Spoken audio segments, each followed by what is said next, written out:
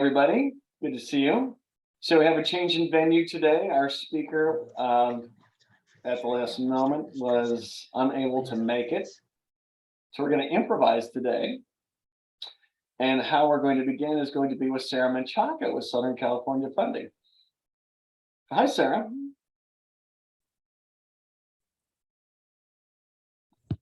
There we are. Sorry, had to unmute myself. Hi, everyone. I can hear you now. Can you hear me okay?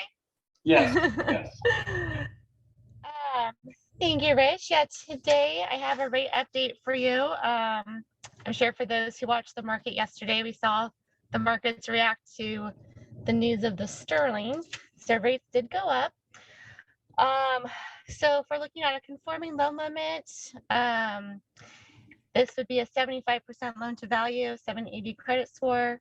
The range is about 6.308 to 6.75 with 0 to 1 points being charged. On high balance, we're looking at a range of 6.5 to 6.999. Again, 0 to 1 points being charged. And for a jumbo loan, we're looking at about 6.75 with 1 point being charged. Well, just the way it is. Everyone's going to have to get accustomed to it, unfortunately. Yeah, rates have gone up almost daily. As a matter of fact, the yield on the 10-year Treasury is about 3.98 today. It's gone up substantially. So I don't think we're going to see any reduction in rates for a period of time, at least. Let's put it that way. Well, yeah. So I would suggest, a couple weeks ago, I had given a small presentation about the temporary buy downs that sellers are able to purchase on behalf of buyers. I would say if there's any buyers out there that are a little bit hesitant about the rate increase and maybe any sellers experiencing, a slowdown in their listing, that, offering a buy down might be a temporary solution for right now. Okay. Are you seeing any issues with appraisals? Not so far. Not yet. We're really not either. It's from our perspective either. That seems to have held up. Happy to say. I would say that I am seeing offers less than what the asking price is. Yeah, that's very common now. And now, Sarah, the other thing, are lenders actually offering to be determined underwriting decisions? Yes, I do have a few lenders that will offer that. Okay. Mm-hmm. So it simply means that in certain cases, a lender will agree to underwrite the file virtually without having a property identified. So the presentation when making an offer is that much stronger for any seller. That is correct, yes. You'll have an underwriter approval. Okay. Any questions for Sarah? Sarah, thank you very much. I appreciate your time. So we were going to have some different subjects that Tony was going to be addressing today that's associated with the multiple listing service. Since he's not here, we're going to talk about liquidated damages today. And it certainly seems to be relevant considering the number of cancellations we're experiencing in the industry. So a couple of key questions. What is a liquidated damages provision? Should you advise your client whether or not to agree to a liquidated damages provision? We're going to go over some different aspects to help give them better advice. We should be giving them advice. Does the liquidated damages clause automatically entitle the seller to the buyer's deposit if a transaction does not close? Can the parties agree in advance that the buyer will pay a non-refundable deposit in the event of a breach? And if a buyer makes more than one deposit pursuant to a purchase contract, will a liquidated damages clause entitle a seller to all of the buyer's deposit if the buyer defaults? So let's cover that information. So once again, if a buyer breaches a purchase contract, a seller may be entitled to damages. How much will typically depend on whether the liquidated damages provision was initial and made a part of the contract. If it was, then the seller will likely be entitled to the amount of the deposit. If not, then the seller will have to prove their losses. And what is the liquidated damages provision? It's simply a provision within the agreement that in advance establishes, should the buyer breach, just what the buyer will owe based upon that breach. So for example, if the agreed deposit is $5,000 and that's placed in the escrow, then the liquidated damages provision, assuming it's initialed by all parties, would entitle the seller to $5,000 in the event of a breach. Is it possible to create a liquidated damages provision awarding damages to a buyer in the event of the seller's breach? Yeah, however, most residential purchase contracts, including the car purchase contract, generally do not contain that type of provision. Additionally, provision in real property contracts, in leases, or in other types of contracts may be subject to different rules and generally should not be used without first consulting your attorney. What is the advantage of a liquidated damages provision to the buyer? Well, the main advantage is it fixes the certainty for the buyer. So in essence, it states what the monetary obligations of the buyer will be and not to exceed that. However, there still are other actions the seller could take against a buyer in the event of buyer breaches. But the monetary award is going to be limited to the liquidated damages amount, assuming everybody agreed to that.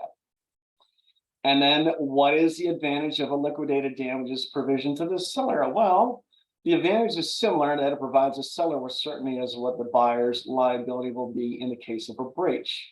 So if the deposit is $5,000, then the seller can be assured of collecting $5,000 in the event the seller can prove that the buyer breached the contract. Can a seller collect monetary damages from a buyer for breaching a real property purchase contract that did not contain a liquidated damages clause? So can a seller collect monetary damages? Well, the answer is yes. However, the seller is now obligated to prove the actual damages. So that's going to be a much more difficult process, as a matter of fact.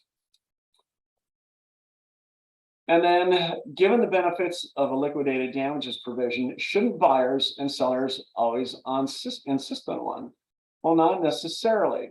So let's assume that the liquidated damages clause is $5,000. In the event the buyer breaches, the buyer's obligation is limited to $5,000. However, the damages that the seller may have encountered could be far greater than that. So that's something to keep in mind from a seller's perspective. Yes, it does fix the amount that the buyer is going to be liable for, which is a benefit for the buyer, in my opinion. However, the seller may have damages far in excess and cannot collect any excess damages that they theoretically would have been entitled to. And then, should we advise the client on whether to agree to a liquidated damages provision? Well, no, we shouldn't be advising that, but everybody is always asking us. And I think what we can do is just give them some advice if they are asking in terms of what they should do. And then, how do the buyer and seller agree to the liquidated damages provision? They all must initial the blocks. And you can see it on the screen, as a matter of fact, where it says buyer's initials and seller's initials. All parties to the contract must initial those provisions. So what would happen if fewer than all parties initialed a liquidated damages provision? Well, first and foremost, it's going to create the question of whether or not the contract is actually viable. So if only one of the parties, for example, initialed and the remaining parties did not, it could be contested whether or not we actually have a valid contract. And the car purchase contract actually addresses this also. So what takes place if none of the parties initial the provisions? Then it would be presumed that their intent was to not include, for example, liquidated damages or the arbitration clause. But once again, if at least one of the parties initials and none of the others do, or not all initial, then it's questionable whether you actually have a valid contract. And that would then require a counteroffer to address that situation. So what happens if there's an agreement on the liquidated damages provision? Then it's excluded from the contract. And then, how much is the liquidated damage? Well, actually, the car contract states that it's the amount of the deposit actually paid. So if the agreed upon amount of the deposit was $10,000, but the buyer only puts $5,000 into escrow, then the liquidated damages will be $5,000. And then is the liquidated damages amount always 3%? No, it's actually, once again, only the amount paid into escrow. However, where the buyer will take occupancy of a residential building of up to no more than 4 units, then per the terms of the RPA, the liquidated damages amount could be no more than 3%. Now, keep in mind that's not applicable if it's an investment property. There is no limitation in regards to what the liquidated damages could consist of. So if you had a 4% deposit, the buyer theoretically could be at risk for 4% if it is not going to be an owner-occupied property consisting of units of 1 to 4 in total. And so once again, it's possible to have a liquidated damages provision in excess of 3%, but that would be for an investment property, not something that the buyer is going to be occupying. It's being occupied by the buyer, it's limited to 3%. And then can the liquidated damages provision be increased? Yes, it can. Let's say we put a $5,000 deposit in today, and upon removal of contingencies, the buyer is required to put an additional $5,000 in. Well, to make that subject to liquidated damages, both parties would be required to sign a delivery of increased deposit addendum. So keep that in mind. So if the liquidated damages actually is paid as $5,000, what happens if the seller incurs an actual loss that is greater? Well, the seller probably cannot claim anything more than the $5,000, and it's unlikely that any judge is going to agree to award an amount greater than the amount stipulated in the contract. So under what circumstances will a judge disregard the liquidated damages provision and permit the seller to attempt to prove actual loss? It's going to be rare. It's going to be a tough battle, as a matter of fact. However, it's possible that the seller could, in addition to collecting the liquidated damages, could also sue for specific performance. So that's a possibility. And then how may a buyer challenge a liquidated damages provision? Well, where the property contains no more than 4 dwelling units and the buyer intends to occupy it, the buyer can challenge the provision by establishing what the actual amount paid, that the actual amount paid is unreasonable. So let's assume we have a liquidated damages clause and the amount of the award is $50,000. So we've agreed to $50,000. Well, if the buyer cancels and the buyer's in breach, it's subject to losing $50,000. However, it can be contested and the buyer could actually show that the actual damages the seller encountered is much less than $50,000. A good example could be the transaction failed, the buyer's in breach, the seller resold the same property and sold it for a higher price. So really, what are the buyer's damages? So that's something to keep in account because we don't want the seller to believe that the amount that's listed on the contract is something they would collect based upon the buyer's breach.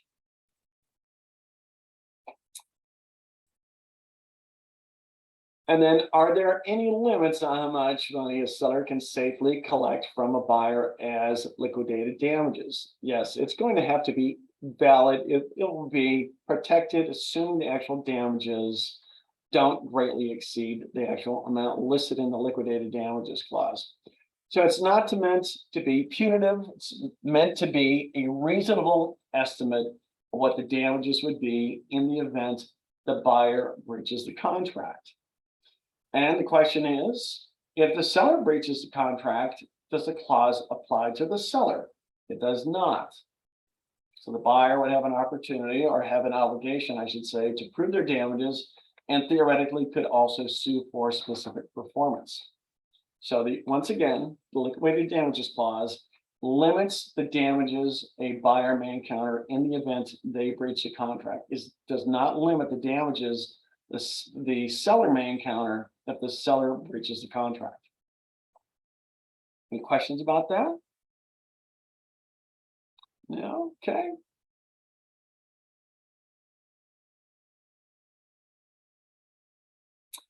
Let's talk about non-refundable deposits. Is a non-refundable deposit clause the same as a liquidated damages clause? No, it doesn't mean that in any way whatsoever. A non-refundable deposit clause typically provides that the buyer must forfeit his or her deposit to the seller, even if the buyer has a valid reason for not closing the transaction. By comparison, liquidated damages only entitles the seller to the deposit if the buyer breaches the agreement. So can the parties agree in advance that the buyer will pay a non-refundable deposit in the event of breach? Generally, no, the law does not permit contracts to impose penalties or forfeitures, including a non-refundable deposit for breach absent gross negligence, willful or fraudulent breach. So what we're saying is we'll have buyers who will release funds in advance to a seller. However, and the seller believes at that time that the seller would never have to return those monies. Well, that's not the case. The seller would actually have to show that the buyer did breach the contract to retain that deposit. There are no such things as non-refundable deposits.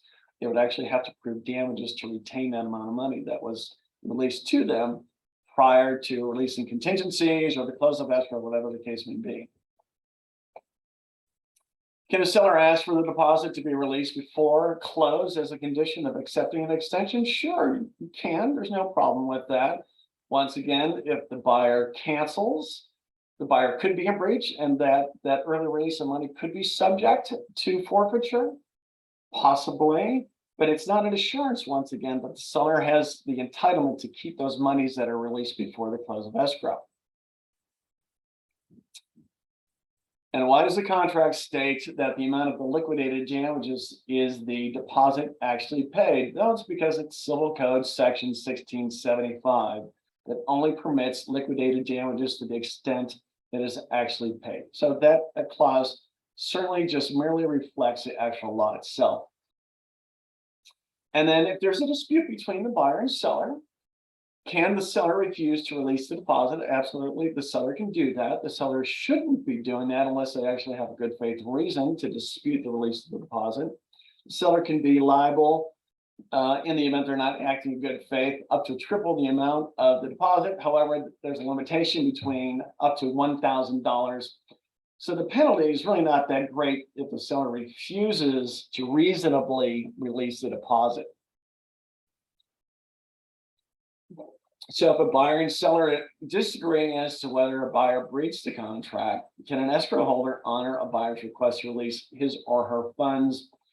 Escrow will not release that. As a matter of fact, the contract states specifically, release of funds will require mutual signed release instructions from the parties, judicial decision, or arbitration award. So escrow is not going to release funds arbitrarily based upon the instructions of one of the parties to the transaction. And then there are sample letters, by the way, that are in our library to demand that the other party release the deposit.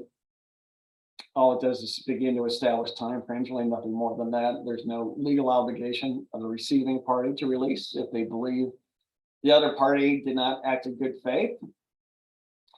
And then does the seller or buyer always have to mediate when the parties agree to arbitrate a dispute over the deposit? No, there are exceptions from small claims, for example, is an exception for mediation. If one of the exceptions doesn't exist, then the obligation to mediate, it does exist. Let's see. And then once again, if a buyer and seller agree to a liquidated damages clause, are the seller's remedies limited to pursuing liquidated damages, or could the seller pursue other legal remedies such as specific performance? Well, the monetary damages that the seller can recover is limited to the amount stipulated in the liquidated damages clause. However, they could pursue them for separate action, forcing the buyer to purchase the property. Let's see. And then if a buyer, once again, makes more than one deposit pursuant to a purchase contract, will a liquidated damages clause entitle a seller to all of the buyer's deposit if the buyer defaults? No, that's not the case, unless the the principals sign a deposit, delivery of increased deposit and liquidated damages addendum. Only then would it subject the additional deposit to the liquidated damages clause. So does anyone have any questions about that?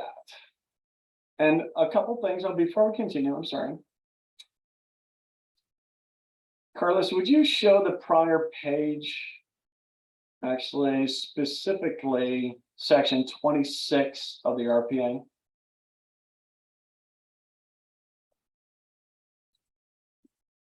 I don't see it, Carlos. If you just tell me if you have it up there.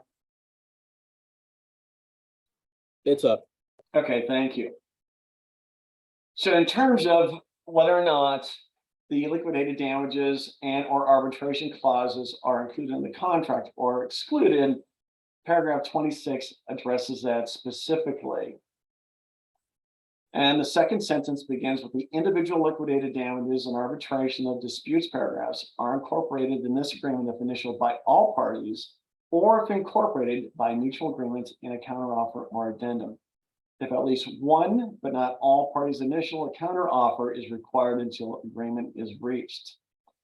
So in the event, once again, none of the parties sign, it seems as if the intent is to exclude those paragraphs. But if one of the parties initials, the contract may not be deemed to be valid or executed, and you must complete it using a counteroffer. Because when using a counteroffer, there are specific default language in there stipulating the exclusion of liquidated damages and arbitration if all parties did not initial those clauses. Now you can actually, let's assume the intent really was you're issuing the counteroffer. You could just state in the counteroffer that sections 29 and 31, which are liquidated damages and arbitration disputes, are included in the agreement. So that would be a way just to correct the situation to include those provisions within the contract. Any questions, comments, disputes that you have? Well, that's great. I guess not. Well, that's all I have for today. So Rich, Yes. Ann is asking if you have an example of a situation where this would apply, like maybe something that's happened before where the seller kept some of the deposit, or and what the reason was and all that. Yeah, we have a current example right now with we had a property listed. The buyer had removed all contingencies, excluding their loan contingency. Now, in this specific example, they stated that they couldn't get the financing, and they actually canceled the contract. So that's the key point in this area. They canceled based upon the loan contingency. So we then question, we're entitled to question this. We're entitled to obtain from the lender the declination letter, which indicates the reason why the loan was denied. Now, in this specific case, it's because the buyer had insufficient money for the down payment. Remember, the down payment is a contractual covenant of the purchase contract.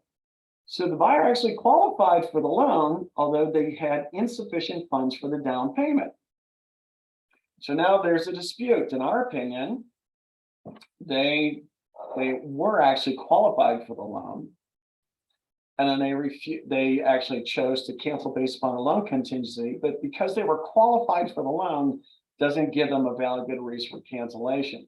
So in this specific case, the actual seller is pursuing the buyer through mediation currently, and if it goes to arbitration, it will. We had tried to negotiate with the buyer saying, you're in breach.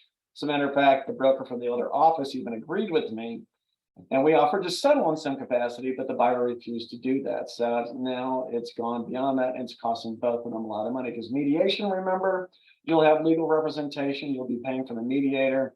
Mediation is not binding, and thereafter it would go to arbitration, at least in this specific instance. Now, if they had been denied the financing, that would have been a valid reason for them to cancel, and the seller would have an obligation to release the money. Now, would it have been a valid reason for the seller to contest releasing the buyer's money? I would say no. Not if there is a valid termination or cancellation or lack of financing. As a matter of fact, that was granted the buyer. So there's an example. It's in a sense rare that it's become much rarer that sellers are entitled to collect the buyer's deposit. We're just saying it's, in many cases, isn't worth it to fight it. We're better off moving on because we have disclosure issues. If the contract has been canceled and the escrow is still living on. So we have to disclose the information. We have to be sure the title's aware. We have to be sure escrow is aware. We want to incorporate any type of aspects of that into the escrow instruction and notify title, so they're not precluding coverage in the event there's a claim. And what I'm suggesting is a contract could be canceled. What if the contract is canceled by the seller, but the buyer's breaching or stating that the seller canceled in error and this is in breach of contract, and the buyer is now stating, I actually have the right to buy that property, and the seller goes on to sell it. Well, we need to notify any subsequent buyer that there's a dispute taking place. And for example, in what I'm talking about, most likely the funds in escrow would not have been released to either party. So that's something else that would have to be disclosed to any subsequent buyer. So we have to keep that in mind as we move forward with any cancellations. The ideal situation for any cancellation is to have mutual cancellation, meaning both parties, buyer and seller, sign the cancellation instructions and release the funds held in escrow. So two different aspects, but that is by far the cleanest way, which the seller should be able to move forward without any concerns about the prior buyer making a representation or assertion that the seller canceled and was in breach, and the buyer has a right to buy that property.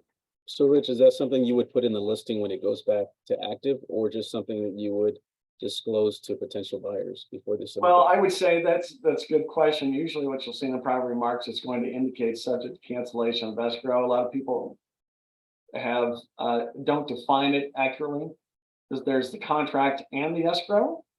So if the contract is canceled, the seller can resell the property. If the escrow still lives on, the seller can resell the property even though the contract's been canceled.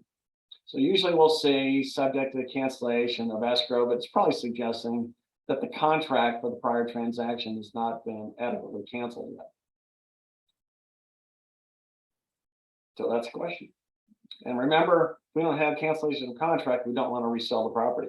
We have then sold it twice. So how we cancel a contract is critical to move forward. Anyone else? Well, certainly good to see everybody. Thank you for attending today. And we'll see you next week then. Thank you. Thanks. Thanks for coming today. Thank you. Thank you. Bye. Toodaloo. Thank you.